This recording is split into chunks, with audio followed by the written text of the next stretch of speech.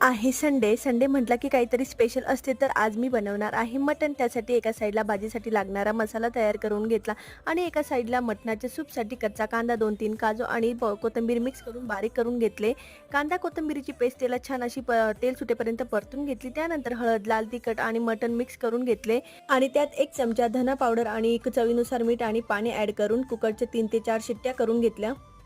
त्यानंतर एका साईडला भाजीचा मसाला तेलातून परतून घेतला आणि भाजीच्या मसाल्यासाठी मी खोबरे, कांदा, लसूण, आलं, 1 चमचा तीळ, 1 चमचा खसखस आणि कोथिंबीर पाणी टाकून मिक्सरमधून मस्त पेस्ट करून घेतली आणि मसाला छान तेल सुटेपर्यंत परतून घेतला आणि त्यात 4 चमच काळा मसाला, 2 ते 3 चमच आळण आणि चवीनुसार मीठ ॲड करून घेतले आणि थोडेसे किट्टूसाठी सूप काढून घेतले आणि उरलेली सूप भाजीसाठी टाकून घेतले आणि थोडंसं पाणी ॲड करून भाजी 3 ते 4 मिनिट चांगली फुल गॅसवर उकळू दिली. तर अशा पद्धतीने आजचा मेनू आपला रेडी झालेला आहे. तर चला भेटूया नेक्स्ट व्हिडिओमध्ये. Bye bye.